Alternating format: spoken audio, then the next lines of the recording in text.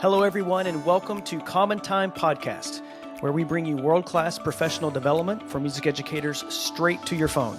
I'm David Clemmer. And I'm John Pasquale. And we are your hosts and fellow music educators.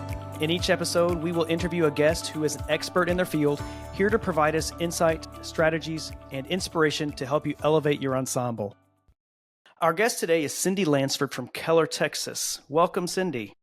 Thank you. I'm glad to be here. Cindy Lansford has had a distinguished career as a band director and music educator after earning her bachelor's degree in music education from Texas Tech and a master's in educational administration from East Texas State University. She's held teaching positions at Robert E. Lee High School, Plainer Senior High, Carpenter Middle School, Northridge Middle School, and Haltom High School. Throughout her career, she built strong programs and earned numerous accolades, including the Sudler Silver Cup and a performance at the Midwest Clinic.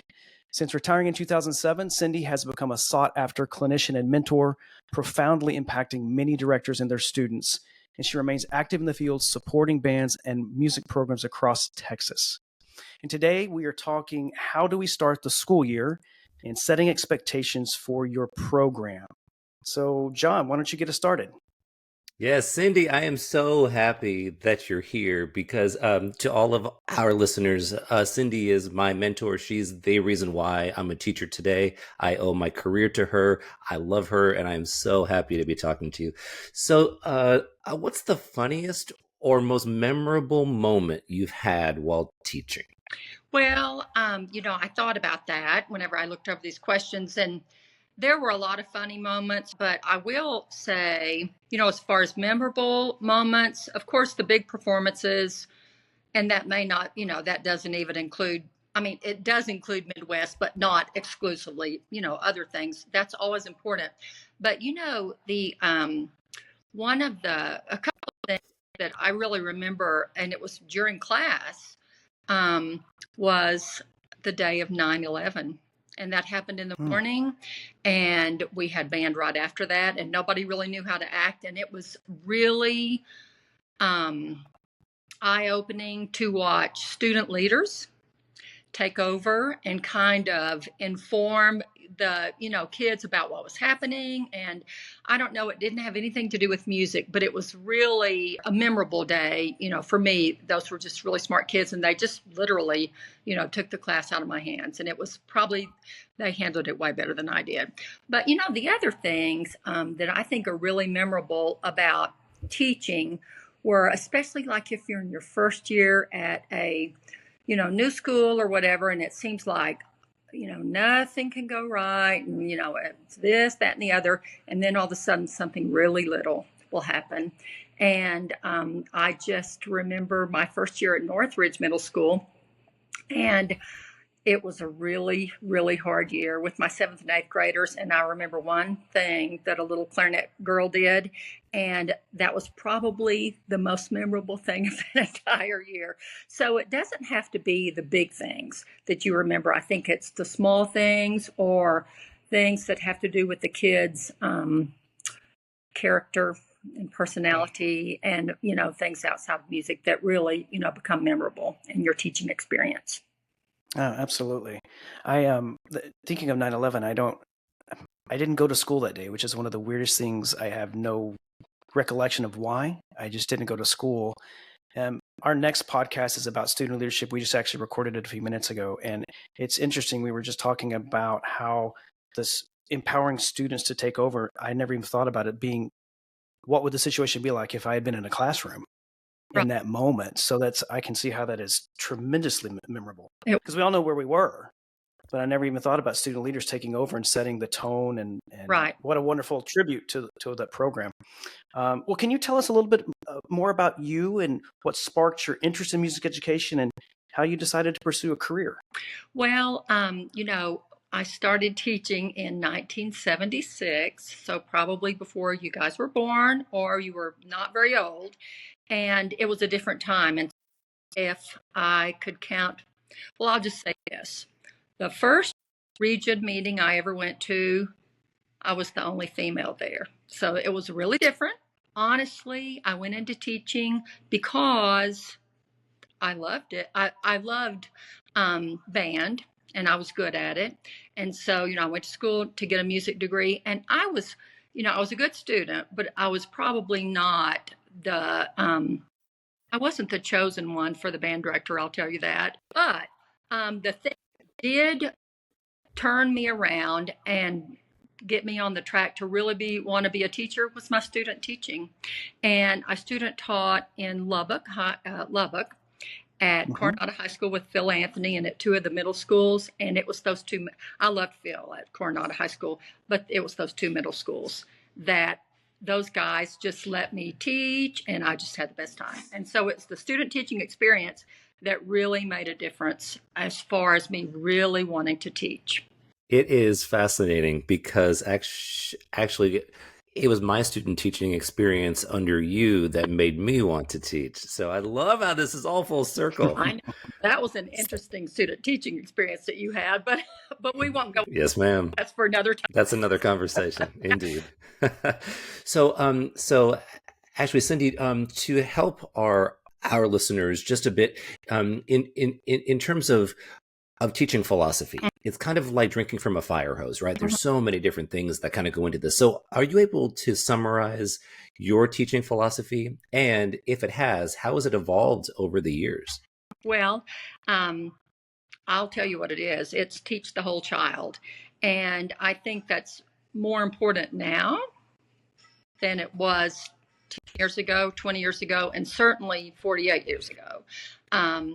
And when I say teach the whole child, I mean, you really have to take care of the musical part, but also, the citizenship, or whatever, their participation in society.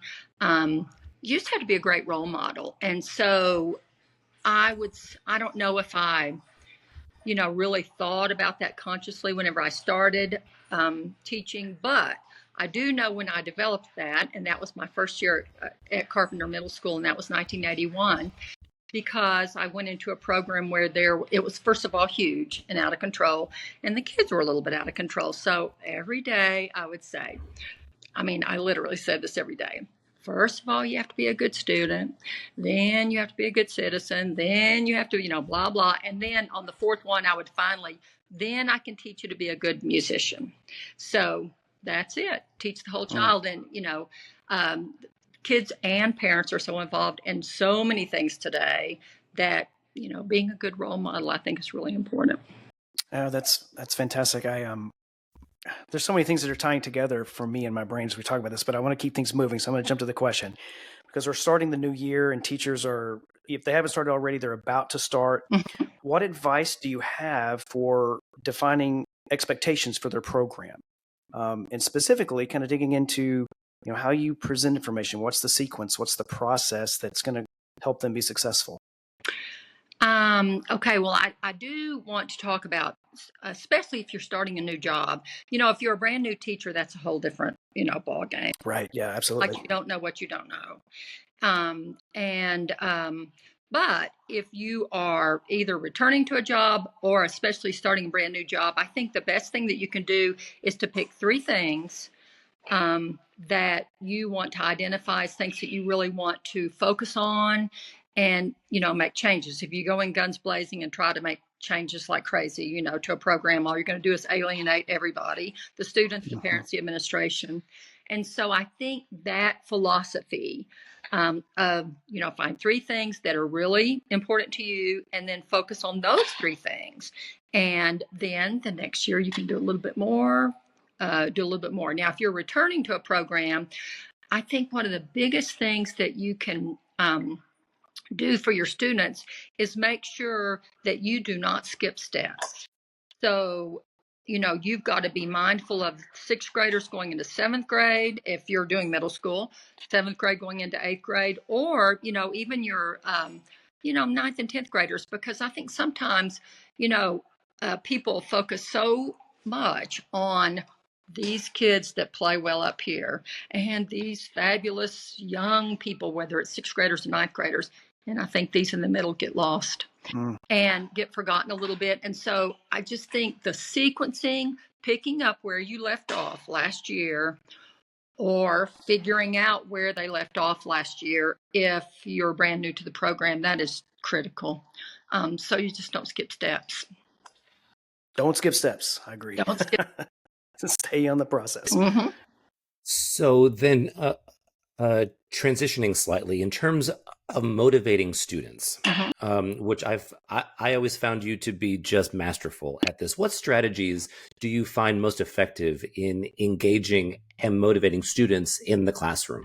Well, in a rehearsal, I think if you will learn to do this, talk less, play more, you're going to have happy kids. And you're going to make progress. But, I know we've all heard about that, heard that sayings, try to give your instructions. I've heard 11 words, 13 words, 17 words, whatever. Who's counting the words? The biggest thing is just try to say what you need to say quickly, concisely, and start playing again. And, happy kids are going to be engaged. They're not going to be any kind of a classroom disruptor or anything like that. You just got to keep them playing. And so I guess that's what I do mainly is, I don't know if I do it or not, but I try to. Well, I try to keep everybody going, keep the class moving, and keep it rolling along. My dog is chewing on a hoof in the background, and I don't know if you hear that or not. No, we can. And I was going to ask if your dogs were with you. Well, I have one, and he's back there chewing the hoof, so hopefully he'll stay quiet. No, I'm a dog person. My dogs are in another room right now, so I knew they would be they want to jump up and be involved in whatever I'm doing. But, just speaking to that, I have seen you teach. The last time I saw you teach, it's been a while ago, but I invited you to Kansas to do the middle school band camps up there, if you remember that. And I remember at the time I took over and it was kind of a disaster. And I was like, okay, well, who is the best middle school teacher that I know? I was like, well, Cindy Lansford's that person. Will she do it? And I really thought you'd turn it down. Like, I'm going to go to Kansas. But I remember watching you in that room and the kids, you're right. You said what you needed to say succinctly and immediately we're back to playing. And they played more notes probably than they've ever had in their entire band career in that week. That was an experience doing that camp. And I will never forget ever the Sunday night, because literally this is what I had to do. I had to choose my battles. Well, that's good advice. I mean, I did. I thought, well, and that was literally listening to them warm up. And I know that's not the question, but anyway, it's funny that you would bring that up because that was a memorable teaching experience. Yeah. Well, if I remember correctly, you brought like an entire library of additional music, like with you in the back of your car.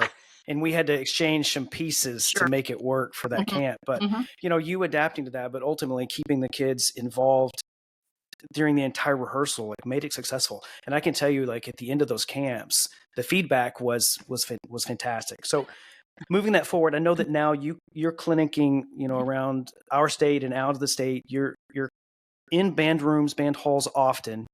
What are some of the common red flags that you see now, currently, when you're walking into band rooms, and how can directors avoid them? Okay. And on the flip side of that, what are some green flags? What are the things you love to see when you walk into a band room? Well, I tell you, the biggest one, a red flag, is if I walk into a place, and you can almost tell immediately if the children are receptive to instruction. And that is a direct reflection of how their teacher, who they think is wonderful and right, and does everything right, if they set them up to be lifelong learners, then it's not a problem. But you can tell right off. And so, the best thing that a director can do is to, say before the clinician gets there, I've invited this person in to tell us what we need to improve on. Not what we do well, although they'll probably say some things. But, so if the children are not receptive to instruction, it's not going to be a productive clinic. And on the flip side of that, I love to see a teacher who has a plan, of course. But, if I'm coming in to your band hall and there's something I need to spend a little bit more time on, then we need, that person needs to be flexible and be receptive to suggestions. And, more than once I have said, now when I am not here tomorrow, your teacher can say, don't listen to anything that crazy lady had to say. Or we may find something that works really well. So it's all about setting the kids up, to be lifelong learners, really. And on the same on that same line of thought, the teacher needs to be a lifelong learner too, and not be afraid to receive suggestions from somebody else, because that's what the clinic is for. So Right. Yeah, absolutely. Mm-hmm. Let's transition slightly in terms of advice for people who are just beginning their careers. Okay. Since I was with you when I was beginning my career, and the advice that you gave sometimes was very pointed, and I loved it.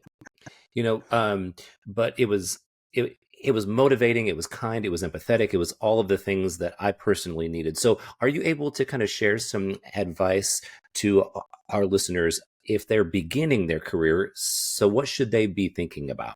It's so interesting to read, of course, social media and, Facebook, the band director group. Sometimes it's kind of interesting to read those young people's, comments and stuff like that. And it's interesting, but it's also sometimes kind of sad, because I feel like had somebody said, do this, then they probably wouldn't be, in the spot that they were, or as I don't know about the rest of the country, but in Texas, we've lost a lot of really smart young teachers. And I think maybe it's because they weren't set up, at the very beginning very well. So these are the things that I would say. Make sure that you have a life outside of the band room and have a hobby. And I, tried to think about, what I did when I first started, before I was married and all this kind of stuff. And, or even after I was married, my husband was busy working and we, had our own lives. Well, my hobbies have always been my dogs, because I've always, I've had dogs throughout my life, and also yard work. And so that's just kind of what I did. And, I just think you have to really work hard at that so that you can, work hard in the band hall, because if it's going to be good, you're going to have to work hard. But you need to work smart too, and then go home to that. And, the other thing I think that young people, I know I certainly wasn't taught this in college, is to make sure that you take care of yourself physically. And I'm going to add one more thing to that. I think you need to take care of yourself financially too. And there's no reason in this day and time, that we should not do that. So that's, it doesn't really have much to say about being in the band hall, except, you just got to remember that it is, it's a tiny part of the entire, curriculum at your school. So yes, it's your most important thing, but you've got to keep it in perspective. And I think sometimes when young people don't keep it in perspective, and then, they're disappointed, by things that, don't maybe live up to what they were thinking they were going to be, then I think that's a problem. So anyway, have a life outside the band hall. So then I love can it. I think it's add, important. can I add a follow-up question to that? For people that aren't in the state of Texas, who are in an environment where it's just them, Yes, they're trying to figure out all of this stuff, what advice do you have for people that are in a situation like that?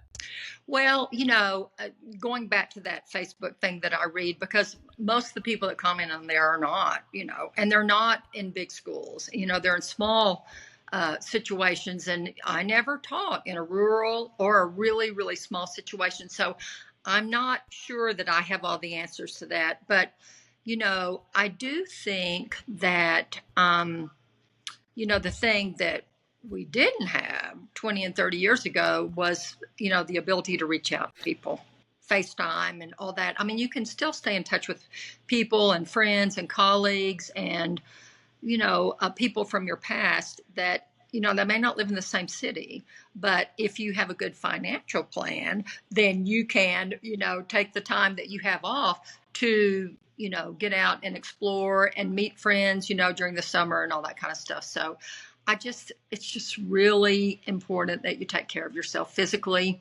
and find someone in your community, in your church, in something, in some kind of group, to be a part of, so that you're not lonely, because I think loneliness is a lot of it. Oh, that's incredible advice. I think we don't often talk about it enough. Agree. That because we're so focused on the classroom and the success of the students that we don't ever look at ourselves. We talk about it when it's too late, and then I think, damage is done. So yeah, damage is done. Yes. Yeah. Yeah. Well, shifting to something a little different, is there, on a happier note, is there a book that has particularly inspired you in your teaching journey? This is one, and you're gonna laugh a little bit. So when I started teaching at Carpenter in 1981, it was, there were not very many women band directors. And the perception of women band directors was kind of, what you didn't want to be was a whiny woman. I'll just say that.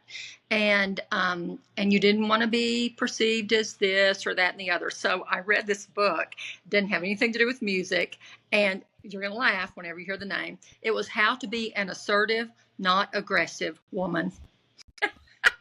Isn't that funny? And I'm going to tell you, it really helped me. And David, you know that situation because, you came into that. It was, a huge program. I had, 400 kids in the band.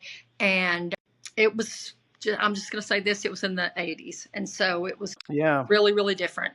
And that helped me a lot, And so I kind of think that, throughout the years, I think I may have been perceived as a lot of things, but not really aggressive, maybe bossy.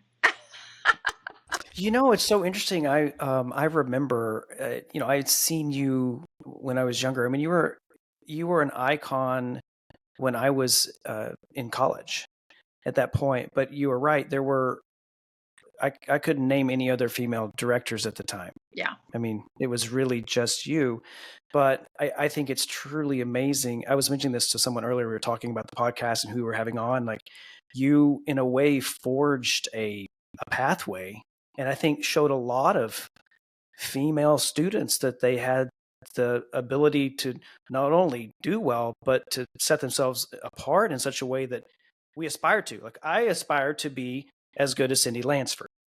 And 20 years earlier, that might not have been the case. But if you had not set a standard for all of us, including, young females that are coming up in the profession. But, as I'm finishing year 48. So, I had 30 years of a great career. Well, then I've had this second career.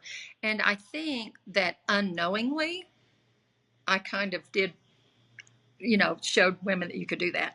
I said, right. I'm of the age that I could have gone either way. I could have stayed home, and had the family and all that kind of stuff and been really, I guess, fine with that. I don't think I would have been fine with that, but you know what I mean? And so, right. Or I could have gone the other way. And it's not to say that there were not wonderful women teachers, before me, because, Barbara Lambrick was right there. And in Lubbock, Barbara Lovett had been, teaching middle school. And then, as I've gotten older and met people outside of Texas, there were a lot of women that were doing it, that were just teaching and all that kind of stuff. So it just took us a while to find each other.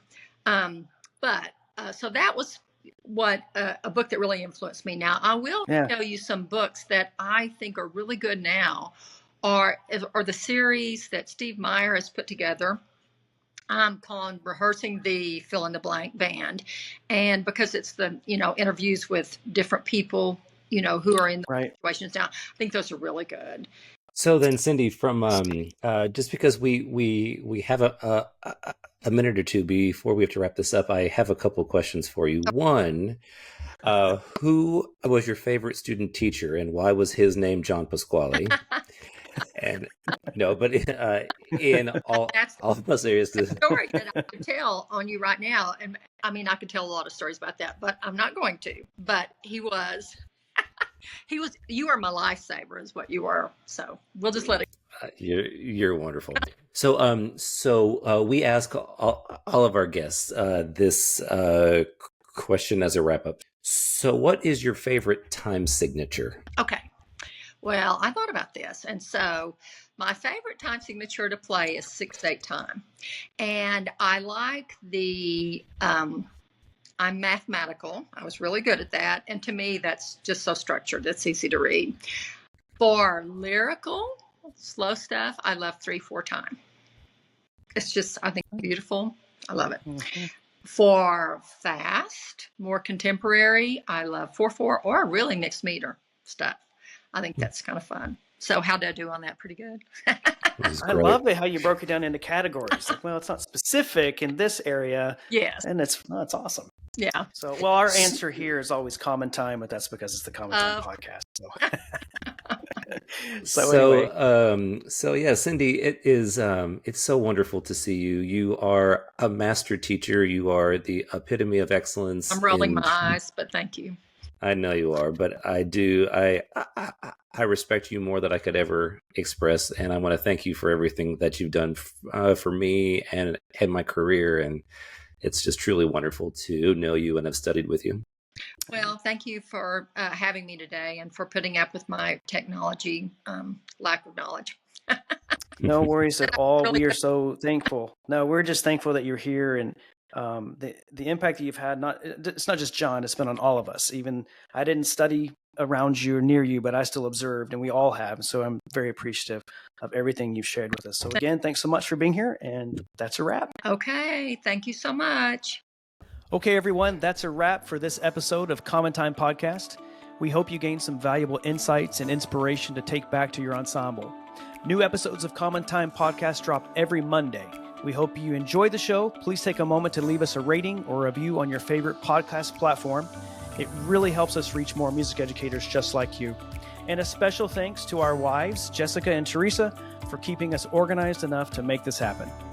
Also, don't forget to follow us on your favorite social media platforms at Common Time Podcast for updates, behind-the-scenes content, and more. Thanks for tuning in, and we'll catch you in the next episode. Keep making music and keep making a difference.